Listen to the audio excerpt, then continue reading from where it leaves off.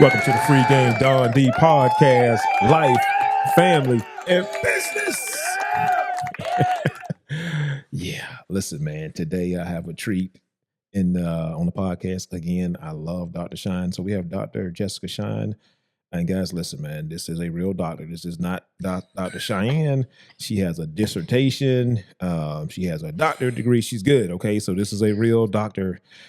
So anyway, I got Dr. Jessica Shine. She's the founder of Pretty Girls Heal and Handsome and Healing, and also the owner of Healing and Healthy Counseling. So, and May is Mental Health Awareness Month and also Lupus Awareness Month. So we're going to be talking about, going to bring in more awareness to mental health and also depression, which is the other silent killer in the Black community. So Dr. Shine, Yes, sir. talk to us. Well, first of all, thank you for having me. Little subtle shade, bless her heart. Thank you guys. Hold up. Anytime somebody say bless her heart, right in the South, we say bless her heart.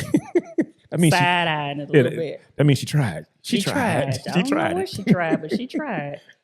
Wasn't successful, but definitely happy to be here. Always a pleasure. Thank you guys so much for inviting me, and definitely happy to be here to discuss this topic about depression, specifically in the African American community. Lupus awareness. I'm a lupus warrior as well, and so just want to talk about just some of the connections and correlation with depression, chronic stress, and how it impacts our health.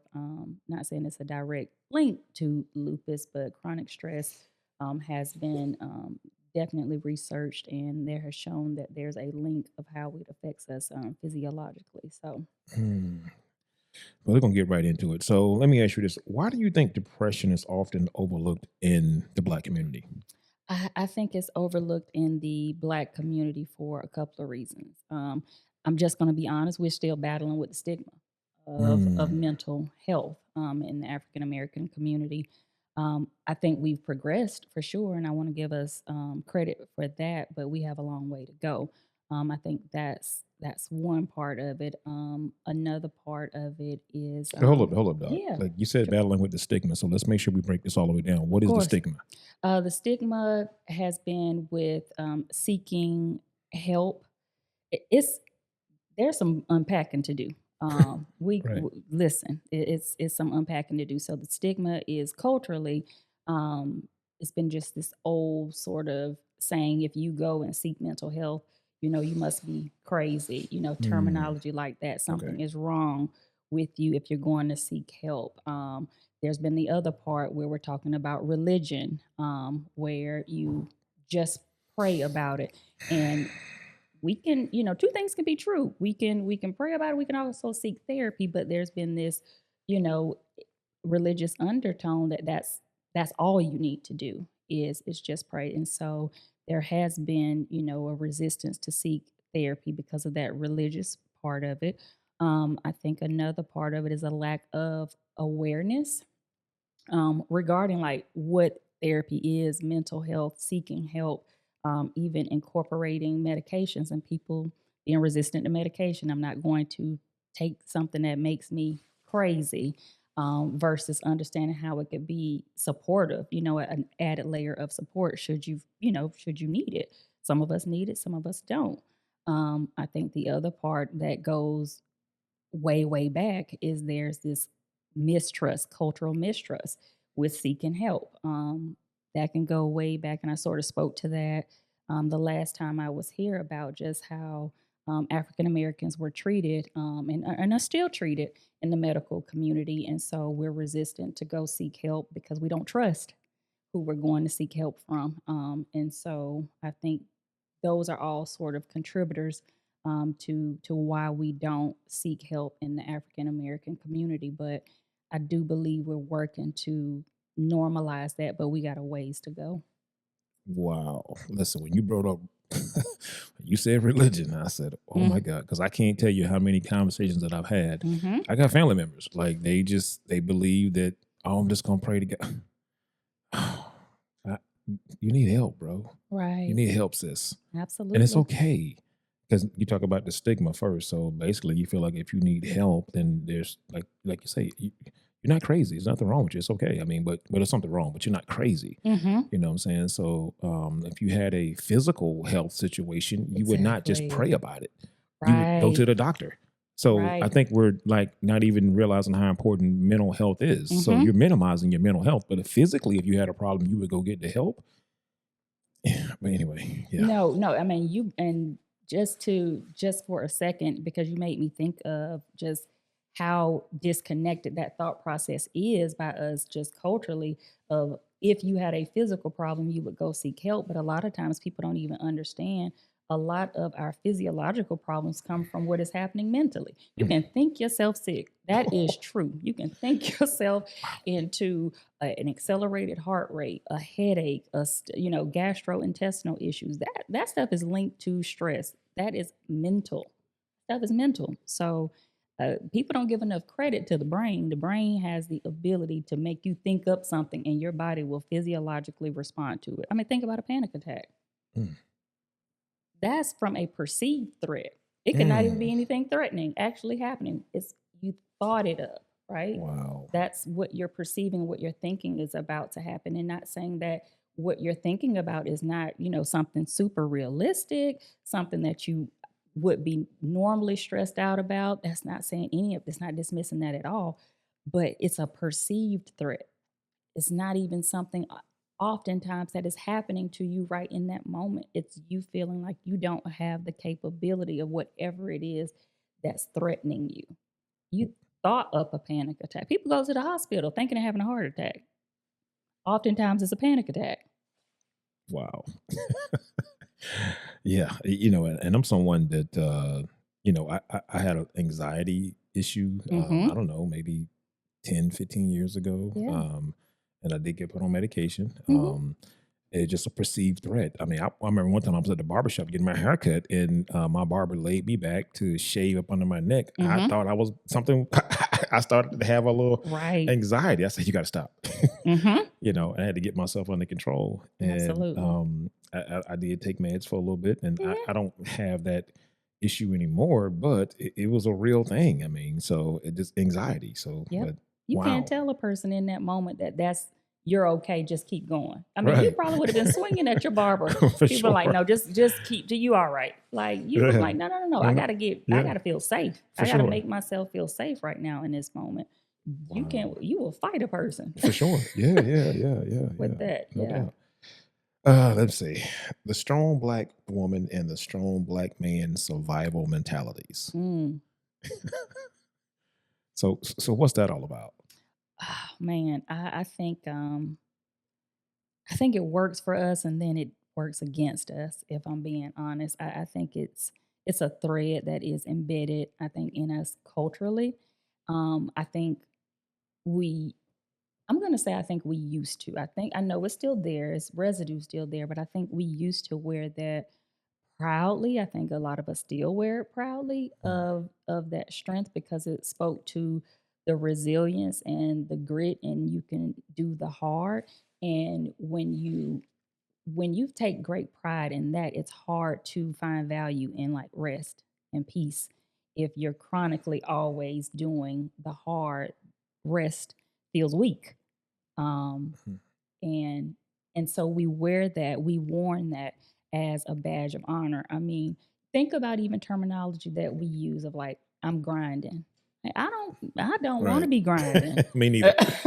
Me I neither. want to be resting Right. right now in my like that's peace to me, but I think culturally just this kind of get it out the mud mentality that Mm. we've had is like it's more weight added to that, and so we carry that.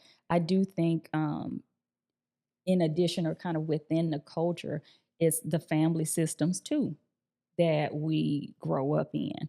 A lot of times I see the strong black woman is like, typically, I'm like, okay, so when a client sits down with me, I'm like, so are you the manager of the family? And they're Mm. like, yeah, but I have to be because if I don't, this will happen and that Right. will happen and that will happen. And so a lot of in often cases, I try to get the client to like say, all right, zoom out. What if you don't? What's the disaster scenario? Well, they won't do you ever do you know that though? Like, have you ever tried that? Have you ever attempted that? Like, a lot of times the disaster scenario that we're creating, that we believe is, like, oftentimes something that we're creating in our mind. And but that's been embedded, right? If you've had to be the strong Black woman since you were, like, a 10-year-old and you've had to cook for your siblings, you've been a strong Black woman since you before you were even a woman.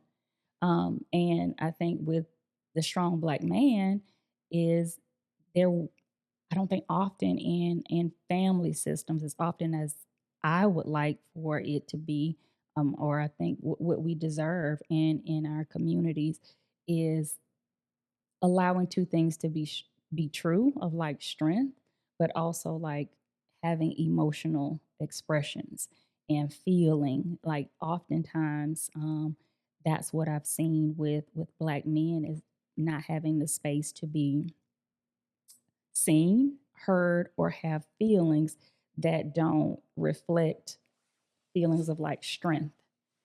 So if you're saying a Black man is saying, "I'm tired, I need a break, I need a vacation," sometimes that's countered with, "Well, man, I worked this da da da da da." It's almost like this kind of competitive nature of like, "Well, I did it harder, I went harder," and so there's oftentimes not space just created for um, to have like a soft landing space, to even say they're depressed, because who are they gonna say it to? Right? Mm. Who are they going to say it to?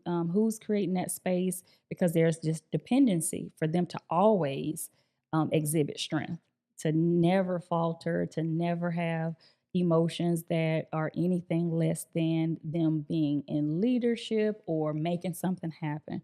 And so, where is there this invitation to have a soft space or place to land? I mean, for goodness sake, they're often taught as young men, don't cry.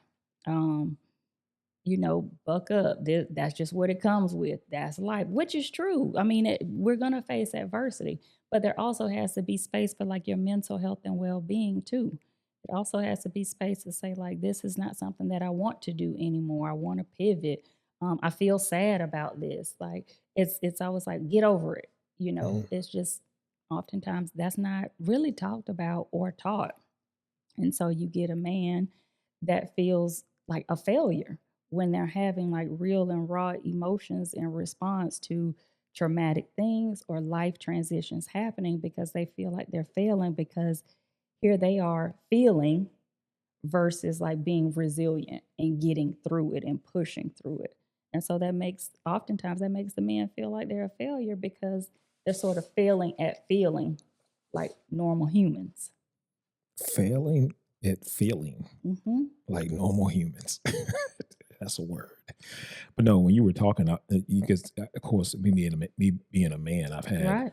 certain discussions with other men, and they're like, "No, you're just so vulnerable." I said, "Well, here's the thing about me is that I believe that my vulnerability gives you permission to be vulnerable. Absolutely. So that's why when I'm talking to other men and Mhm. and they say they want to talk to me about something or whatever, and I know it's something serious, I'll start off by being Mhm. vulnerable first, Absolutely. so you'll know it's okay for you to share anything with me."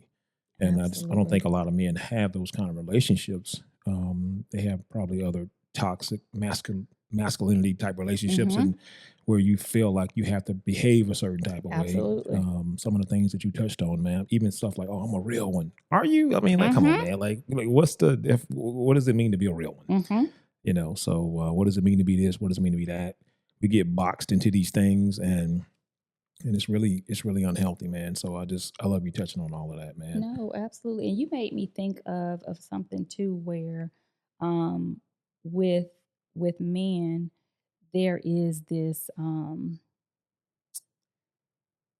sort of belief system. Well, I'm not going to say a belief system because I think it's true. And I can't note where the research is, but like women, I think women a contributor to like the likelihood of them seeking support with like mental health more than men is because women have more of like systems of like friendships, people that Mm, they connect with, and men typically don't. Right? It's not that mm, they don't have friendships, but again, to your point, is you lead with vulnerability to grant permission to say, hey, you can reciprocate that with vulnerability too. But that probably does not happen super often because men don't have a lot of the same networks that women have. So Mhm. women will talk more or seek out support more than men because women build these networks all throughout life and men don't. If it's, a man will say, yep, he won't say that's my barbershop homeboy, but like we may chat it up in the barbershop, but after that, that's it. But if I'm navigating something really difficult, I'm not calling up like the guy from the barbershop that I'm talking to unless I form some type of bond with them outside of the barbershop. But outside of that, who are they talking to? If they're not forming these networks, they're not picking up the phone and saying, "Hey, let's meet. I want to talk. This is something heavy that I'm navigating." No, They don't no. do that. You hey, you over here cooking, doc. So let me ask you this, man, because I Mhm. know that May is also Lupus Awareness Month. So, emotional suppression and its impact on the body. Oh yeah, absolutely. So I'm not saying that there's a link that it says like lupus is caused by stress, but there are all types of research that show chronic stress impacts the immune system. And the immune system is suppressed, which allows us to be more susceptible to diseases, disorders. It impacts us with our heart. Like the plaque increases in our heart with chronic stress and things of that nature. And so I definitely believe, I'll speak for myself, that there is a direct correlation for me with just chronic stress. Um, and my immune system, I just don't think my immune system could take it anymore. It was, I often say God was like, all right, enough is enough. You got to sit down. You've been running this race for a real long time, and the way you're running it is ineffective. You're burning yourself out. So I definitely think that it contributed, chronic stress contributed to my immune system being weakened and just under constant attack. But when you look at these different links, it talks about just inflammation of your organs. You got to think your body can't keep enduring. I often think of the body like a car. You can't go at 100 miles per hour every day, all day, and don't think some parts are going to start to give out. And that's the same thing with our body. You can't continue to endure everyday things over and over again and not think that your body is not going to be impacted by it. It's a burnout. And so, it just research shows that there's this high correlation with stress and just the physiological impact that it has on our heart, has on our immune system, definitely on our psyche for sure. It can contribute to brain fog, also gastrointestinal issues. There's a huge link to chronic stress and gastrointestinal issues. So it definitely, the research definitely shows with W- stress and depression for sure. Wow. Um, no, that's a lot. Um, so let me ask you this, man. So you're not, of course, you're not saying that that I guess leads to that, but Hmm. it causes more problems. It's in the picture. Okay, it's in the I picture. definitely think it's definitely in the picture, and I'm actually going to be working really really soon on creating a course for other therapists, for other counselors and social workers as well, to just be able to be more of support and just learning more information about just autoimmune diseases and stress and depression, sort of like what the client has experienced before and how they got here and how it impacts identity and like their health after their diagnosis. So definitely fits a description. Again, if it can affect us having a heart attack, having a stroke, um, I definitely think it has a link to the impact on our immune system. Wow. So let me ask you this, kind of transitioning again. Why do you think that so many so many black individuals normalize suffering instead of getting therapy or support? I think because we're taught resilience. I think that's again embedded. I mean, when you think about, I mean, I've had conversations with my grandparents, and I know, I think to them at first, they probably were like, "What this girl, what is she doing?"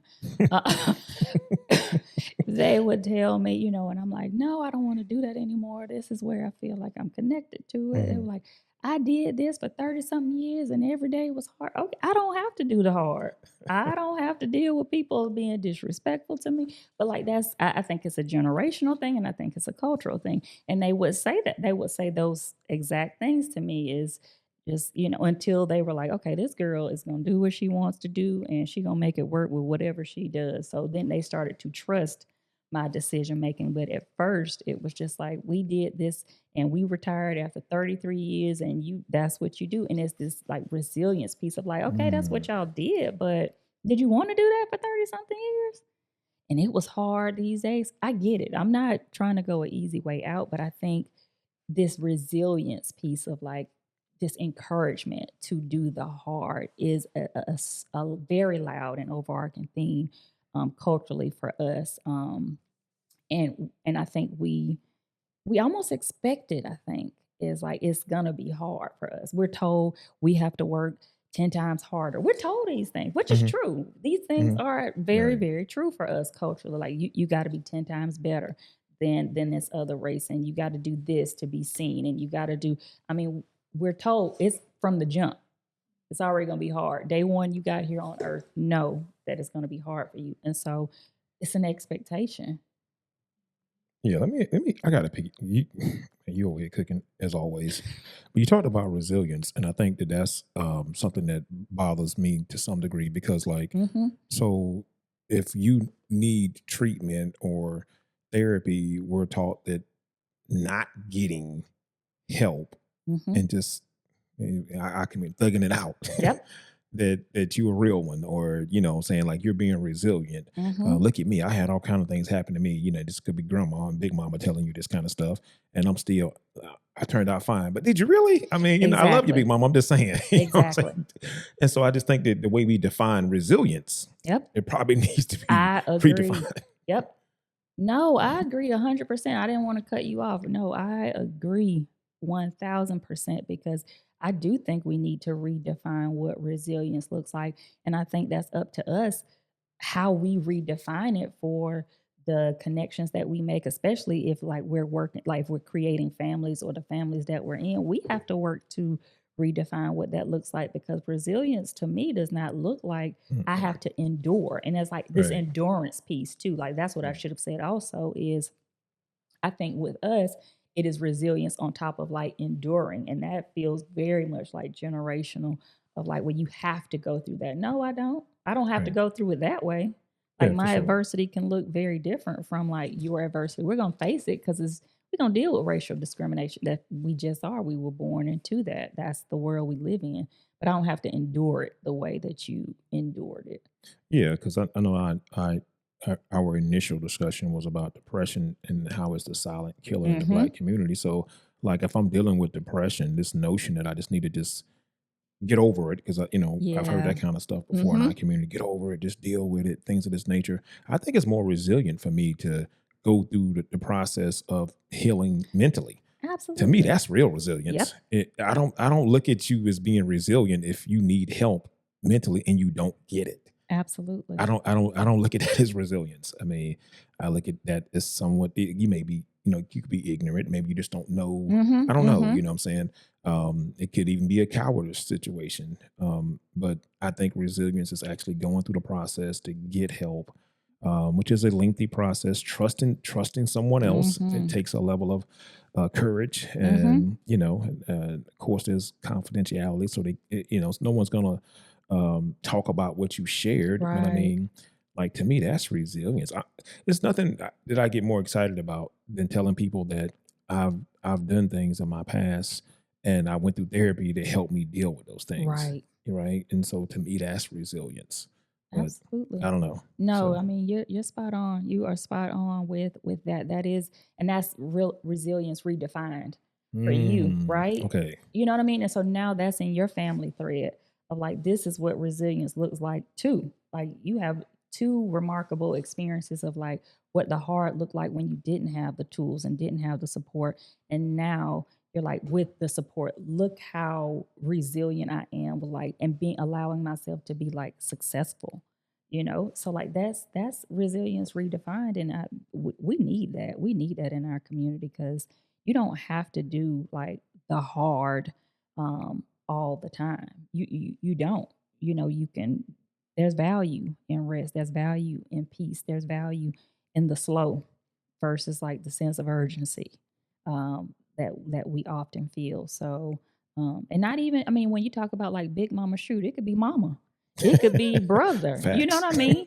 Where like Facts. you battling with abandonment issues, you battling with attachment issues, you battling with all this stuff, and like, yeah, you went through the hard, but you got scars. Come on now. Come on now. And you passing those scars down to everybody else. Certainly, certainly. So yeah, real quick, you don't have to do the hard. Um, that's that's the thing to me because I think that honestly, man, going through therapy, that's harder. These folks that refuse to go to therapy and to heal, Hmm, that's harder. So they won't do that because that's absolutely. so it's not even a matter like you talk about I don't have to do it the hard way. I can do it this way, Big Mama. But Hmm, ultimately, going through therapy is actually doing it the hard way. hmm, That's why hmm. they don't want to do it. Absolutely. They're addressing some stuff they don't want to address. That but they know they have to because they don't want to keep living the life that they've been living. And I know earlier you talked to me about your grandmother and how you were going Hmm. to interview her. So speak to that. Yeah, so my grandmother, she's my only living grandparent and you know, shout out to her. You know, she has a Facebook. Follow Um grandma on Facebook. she got a Facebook, she has an iPhone 17 and Okay. she drives. She Oh, got we got How, limitations on her how driving, how but old is grandma? 94. Okay. Yeah. Just 94 want to years add some old. context there. Absolutely. So, you know, she is a diva doing it. But I'm going to interview her because when you think about just generationally things that were acceptable and not acceptable and how mental health was viewed just just in her development, I think I feel safely saying that she's definitely started to look out of a different lens on mental health. I don't think she understood it a lot before, but just my journey and just our relationship, she's started to definitely understand it so much more now. And so now, you know, she looks at it and she thinks differently about it because she'll ask me, you know, Jessica, what is wrong with them?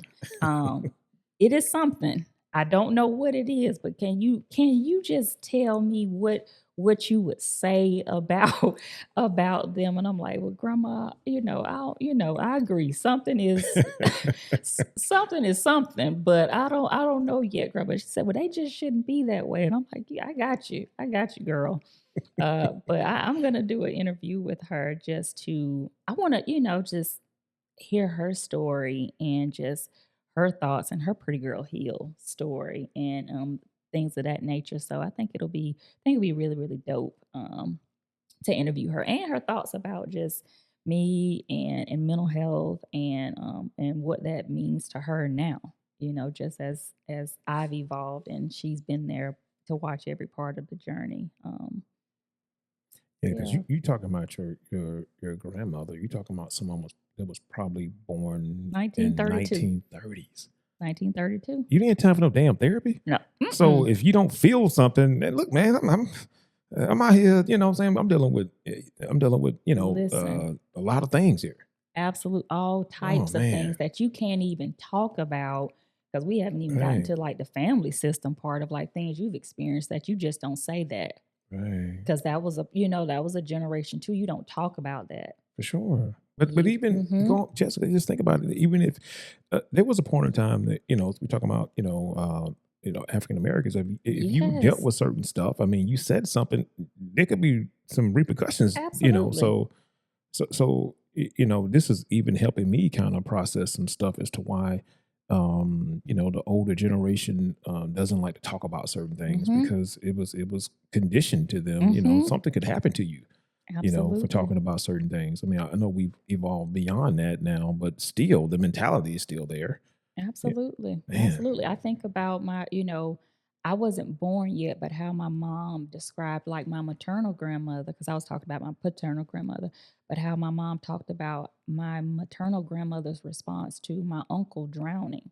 And that was like her losing, her child. And my uncle was very young when that happened, and just the state of depression that she was in, and just how my mom would describe it. I was like, man, I could hear the stages of grief that she was, navigating. And, how even at that time, my mom was like, yeah, I think she took some medicine like that. You know what I mean? Mm, Like that was the language of like, I think she took some, I'm sure, right. rightfully so. That's completely normal. Yeah, you probably would feel like you're losing your mind because your reality has been altered and nobody told you, nobody gave you info that your life is about to change because your son is going to drown. You don't write that. We all write scripts for our lives. Right, right, right, She didn't right. write that in. And so you're going to tell me somebody snatched out these pages of these chapters that I wrote?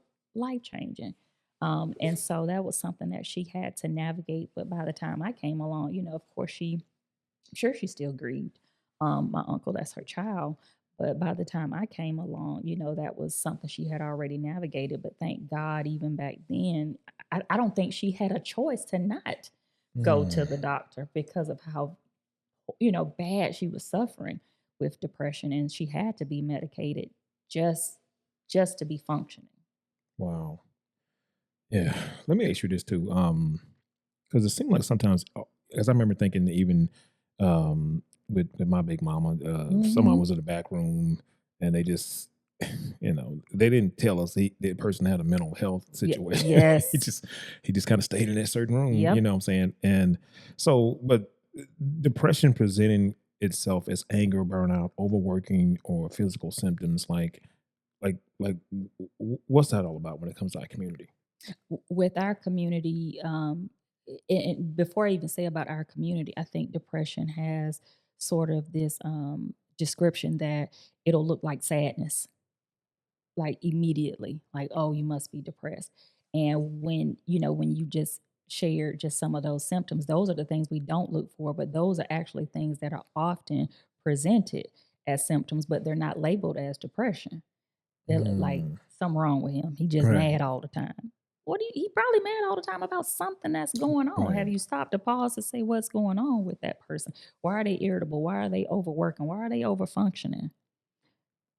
They're over here caregiving for big mama or sister so and so's kids or whatever it is. We've seen all these different types of dynamic, or even if they're not caring for somebody else, just caring for themselves or managing the family.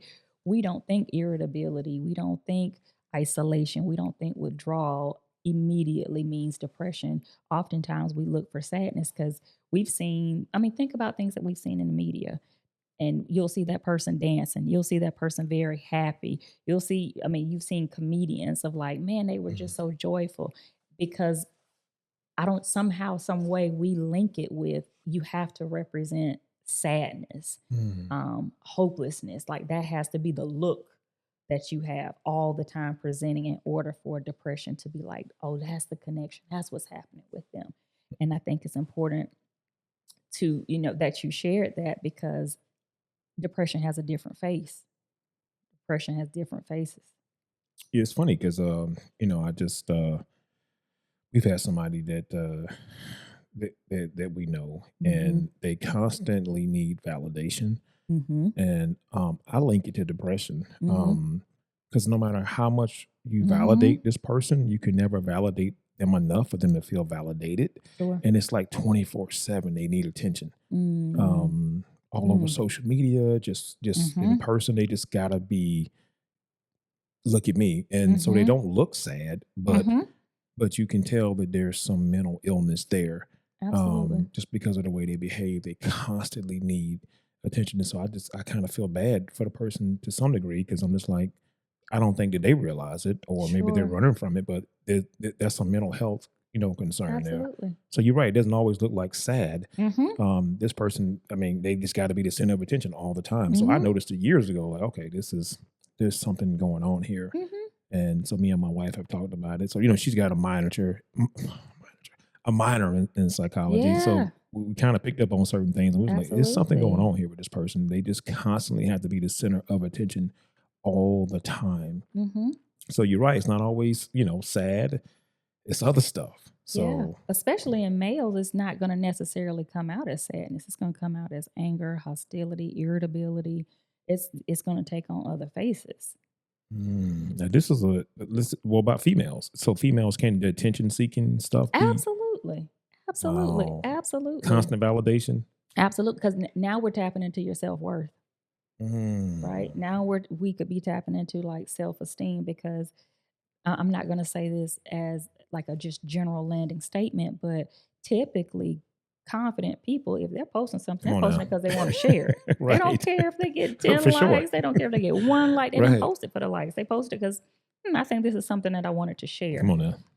When you're constantly seeking validation, you're wanting a confirmation about something, Mm, right? And you wanting a confirmation about something because that makes me believe you don't believe something is true. So you need the confirmation of it. Why we ask people, did it taste good? If we mm. cook something that's new or something like that with a recipe, if we put on some clothes or something How like do I that, look? how do I look? I look all right. You sure? Because this, right? You're wanting confirmation about something that Right. you're not sure that you even believe. And so that's why we even seek it, every day. But if put on something that you feel good about. Oh, I Mm. look good. You're not asking. Yeah, yeah, yeah. Like You're when not when asking you put on nobody. your fit today, you know what I'm saying? Listen, I You, wasn't asking the soul. I knew my pretty girl's heel tracksuit looked good. no, no, man. Shout out to you. You're right, man. So let me ask you this. I know you we talked about a statistic that said Mm-hmm. that there's a 25% increase Yeah. from 2018 through 2023 Mm-hmm. in suicide rates among black males. Absolutely. So can you speak to that?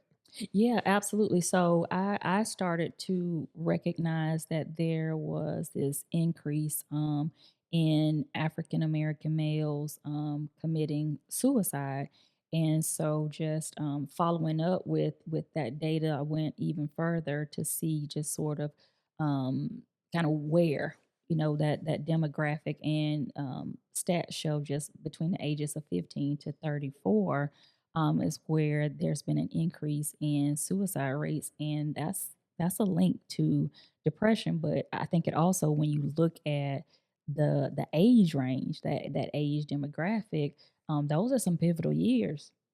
Those are some years where we're talking about identity, transition into adulthood, transition into early adulthood and decision making. We're also talking about these ages where, like, between your brain, the frontal lobe is not fully developed until the age of 25. So now we may have some irrational thinking that's happening. So when I hear ages like 15 to 34, um, that idea of like permanence of something going wrong permanently, right? They stay stuck. It's this kind of fixed, mindset of like, this one particular thing that has happened to me is life ending. And so if it's life ending, if you've already thought that, then you're gonna make the agreement that I may as well end it because it's not gonna get better after that. And so I wasn't surprised by the statistics, saddened by the statistics, but not surprised by the statistics, especially with like depression in men, because it feels like it's just getting louder. Wow. So it's another thing when they talk about that statistic, the increase in suicides Hmm. between the ages of 15 and 34. I know we talked about it. These are people that are primarily on social media. So you got Gen Z, millennials. Hmm. So who they think they are is being kind of framed by what they're seeing on Instagram or Facebook, Yeah. TikTok, whatever.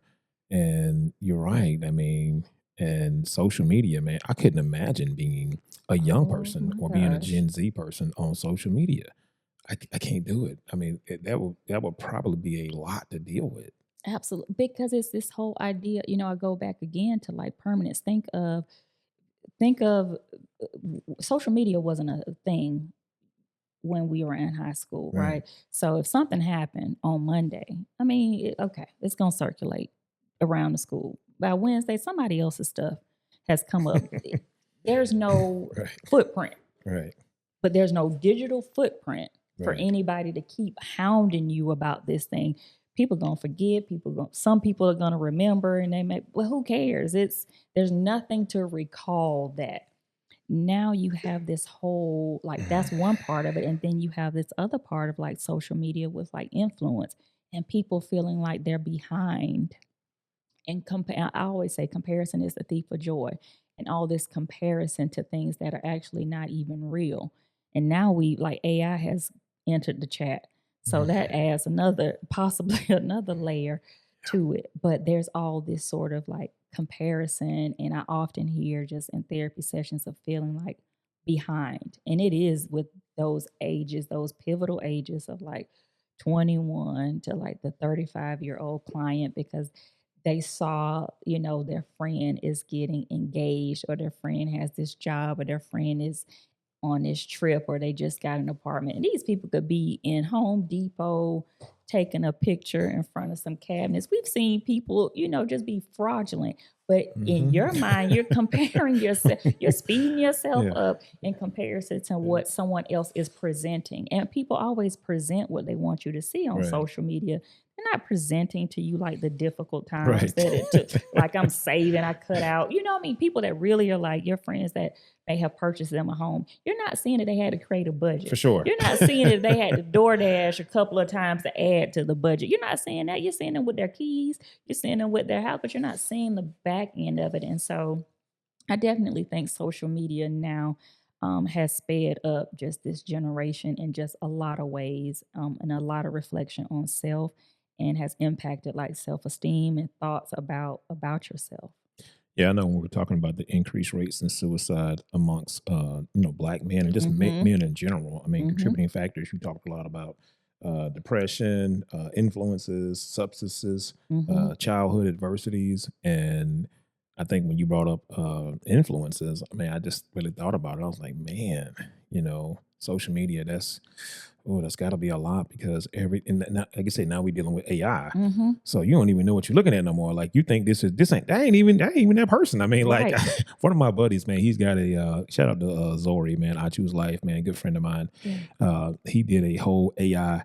Um, he's been playing around with AI, so Yeah. he put some up to date. And I was like, bruh, it looked like him. I mean, what I'm Yeah. saying, but he was in a whole gym and everything, running with Right. people. I was like, "Dang, I said, boy, Yeah. that wow." If you Listen, don't know any better, man. I'm telling you, it can be helpful or hurtful depending on how it's used. Oh, But I mean, imagine, like I've seen teens, AI pictures of money or like designer, and the mm, whole time you're like, man, my mama got to save up for that. wow. They don't even have this the whole time, and you're up here stressing, and even if you're thinking about like it tells you that it can influence of like risky behaviors. Because if my mom got us, I'm not getting that until Christmas. But if I want that right now because I'm comparing myself and I'm feeling left behind, man, that could start having an influence and making me think a way that I wouldn't have normally thought if you rocking the same shoes I'm rocking. Well, we in the same boat then, right? But man, if you got this and you got that, that starts to have an influence if they don't, sort of have these sort of solid foundations. And we had these conversations. I'm gonna be honest with you. We had these conversations often with DJ and Kingsley of like, man, stay on your square. Don't let nobody speed you up and don't believe everything you see and don't believe everything you think. Yeah, I know, yeah, you're right. I know we're always in Donald's here. Mm-hmm. Run your race. Uh, Mm-hmm. be a leader. Don't be a follower. I'm telling you, Like you say, yeah, stay on your square. stay on your square, man. You get off that It's a square. lot going on these days, man. It's a So, lot going I, on, I, a lot of a yeah, lot of presenting yeah. going on that's not real. And even if it is, just stay on your square. Yeah, let me ask you this, man. How do we begin to break the generational silence around emotional health? Having Yeah. these conversations, I think being loud about these conversations and Mm, more of us, just as African Americans, um, more of us having these conversations and saying it's okay and mm, talking about our own struggles, like and our own vulnerability with it, of like, man, I was definitely enduring chronic stress, definitely have dealt with anxiety, definitely have dealt with depression. And when I used to teach, I would often tell students, like, like depression is considered a common cold of psychological disorders, because all you have to have is what five symptoms of five symptoms according to the DSM-5, and you only have to have those symptoms for the span of 2 weeks. I mean, this could be a job loss. You fit the Mm, description. This could be a breakup. You fit the description. This could you I mean, it could be you failed a test. You fit the description. You failed a class, you fit the description. A job rejected you that you applied for, you fit the description. So it's so common, um, but we're so resistant to it. But to just go back to, just to answer that question, us talking about it, us normalizing it, us being vulnerable about our own experiences, and people seeing like us on the other side of it. Just that mm, honest part about it. Like, because when you see somebody on the other side, that's hope.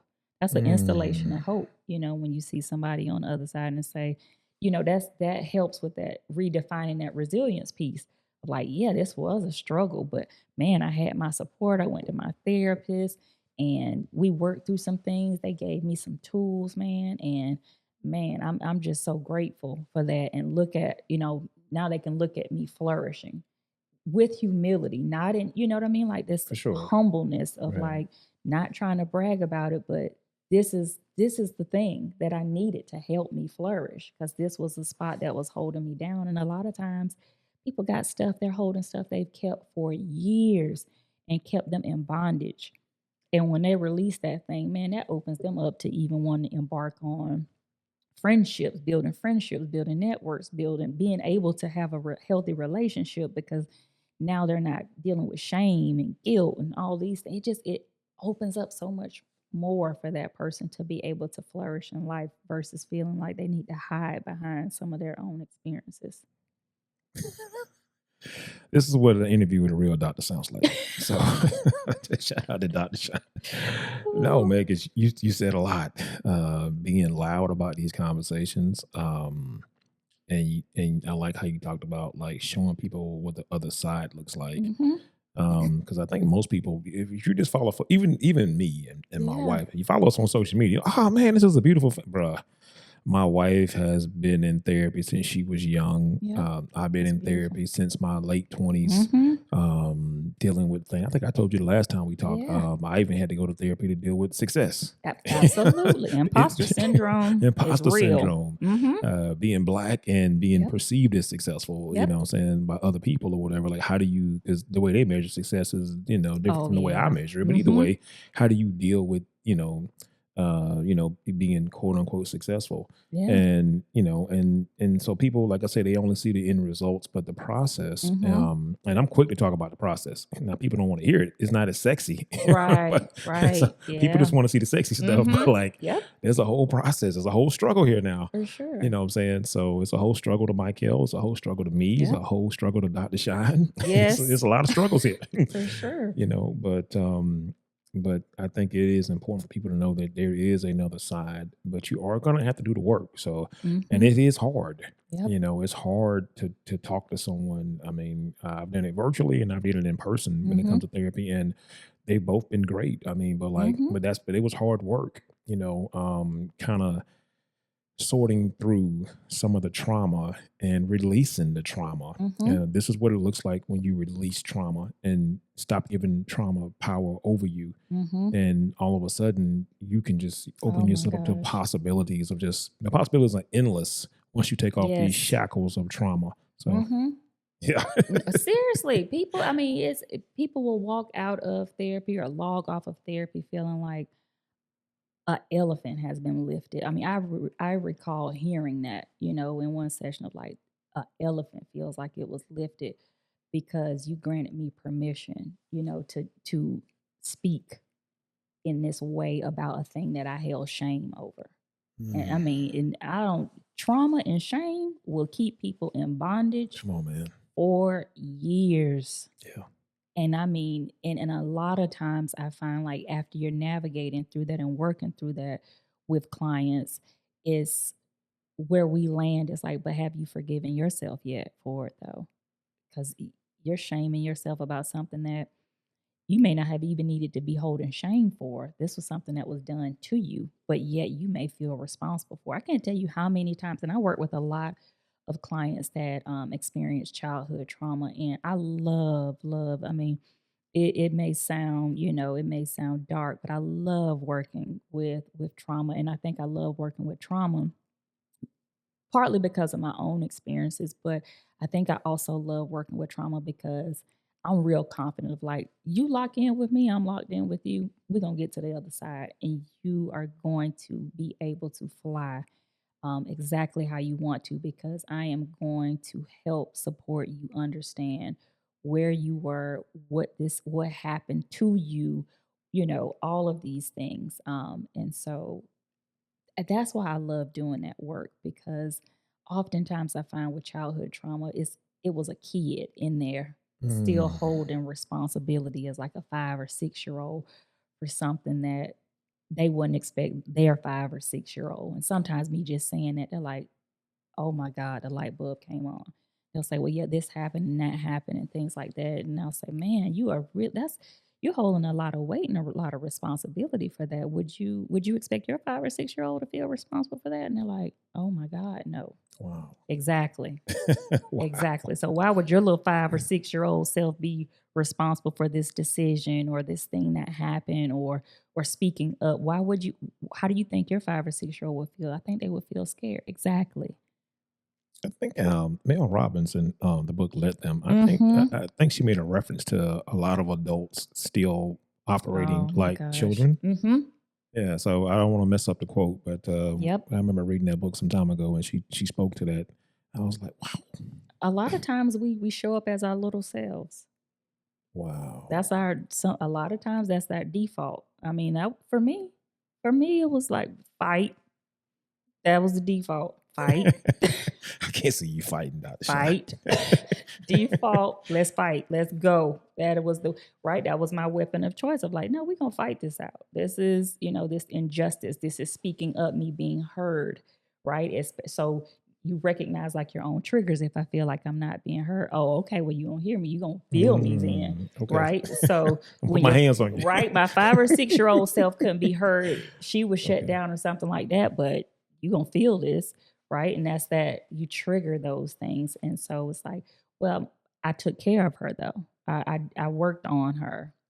I worked on that inner child work, and instead of going to that default place of fight, it's just like, why is that bothering you so much? Where do you feel like you're not being heard?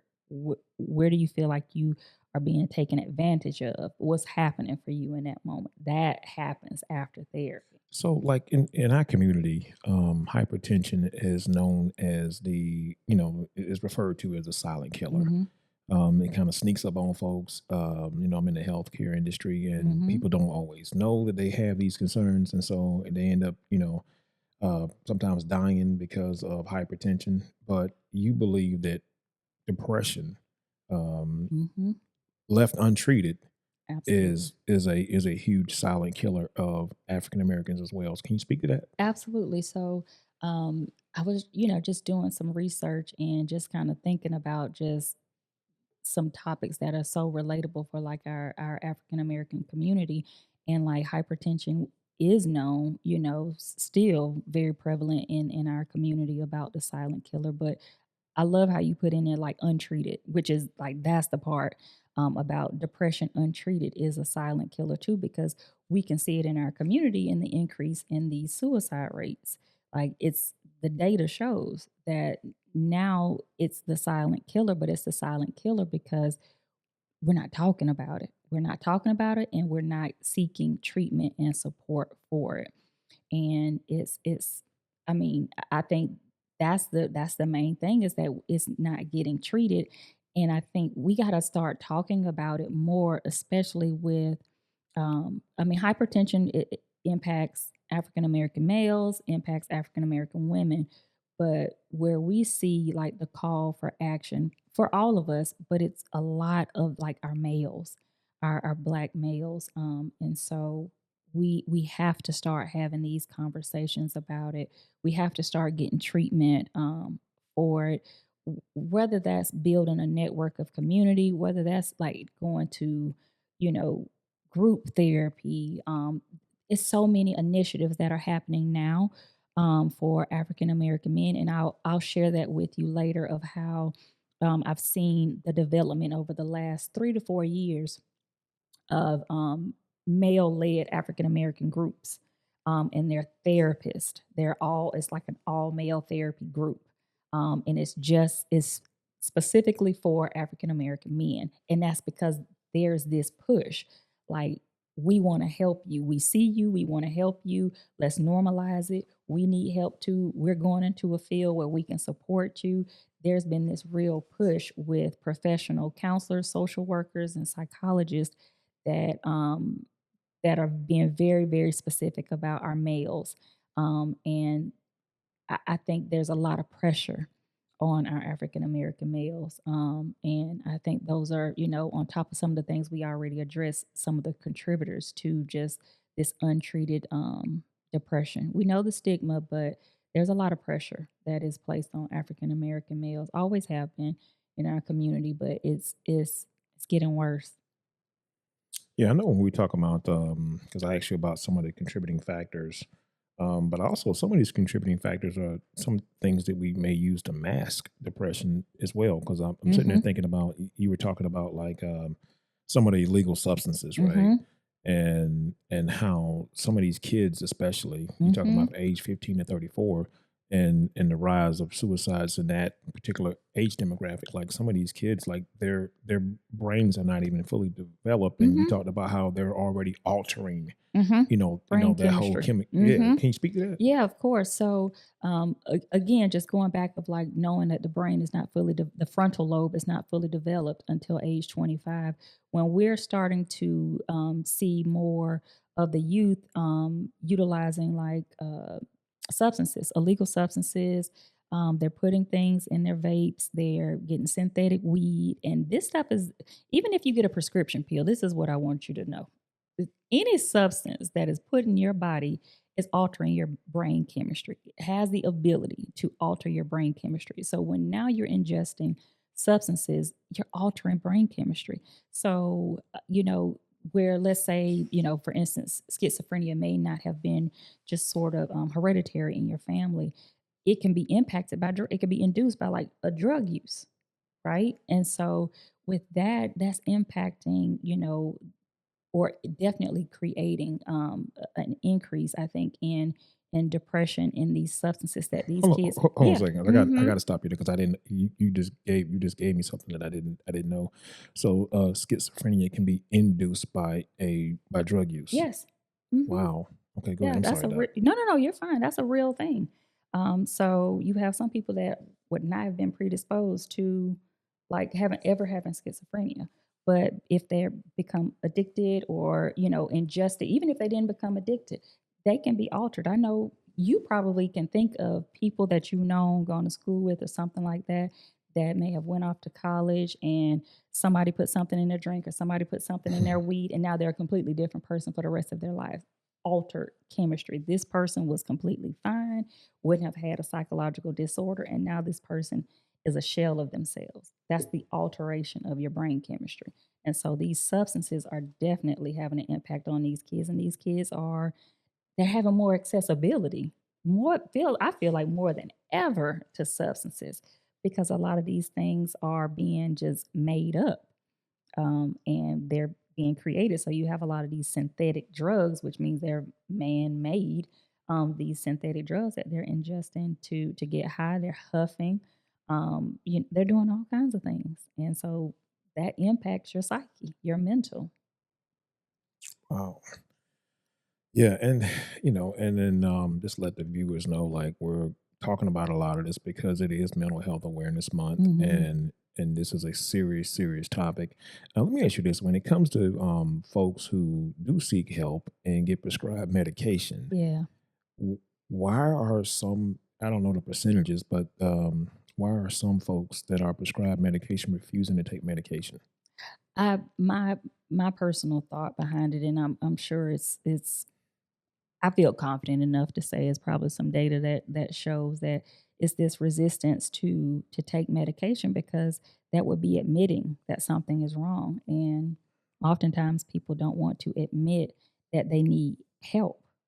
That's too heavy sometimes for people, and so that's it. That's too close to admitting that I have an issue, that I need Mm. support, that I'm not navigating this on my own versus like, but you would take this if your primary care physician prescribed it for, let's say, your blood pressure, or let's say your cholesterol, or let's say your migraines. You would take it and you would take it just fine because you would see it as this is a thing that I need to help support a symptom that I have. It's the same exact thing, Wow. but it's not the same exact thing to a person that is navigating struggles with mental health because that means too many other things to that person. So I think it's too much of admitting that I'm not able to maybe control some things and need some support to help me navigate and function through life. Which That's is my so thought. wild because you sit here, and I know we talk. I know me and my wife, we talk a lot about mindset Mhm. when we're talking to our team. We're talking to anybody. Everything starts with your mind. To the point that if someone gave you something for your mind, you wouldn't take it. But if Mhm. they gave it to you for your body, you would take it. Mhm. Like they're not together. Like, Right, like the mind is separate from the body. You know they all but work and so that together. kind of speaks to the fact that a lot of folks know how important it is uh, to protect their mind because they're like, well, I'm not even going to take that. I'll take this from my body, but I won't take something that's going to help me move around better mentally. Mhm. So a lot of folks actually they realize how important it is to be mentally healthy Sure. and be mentally in a certain space. To man, because they know if I take this medication, it's going to do something to me Mhm. and it's going to make you better, but you don't want to.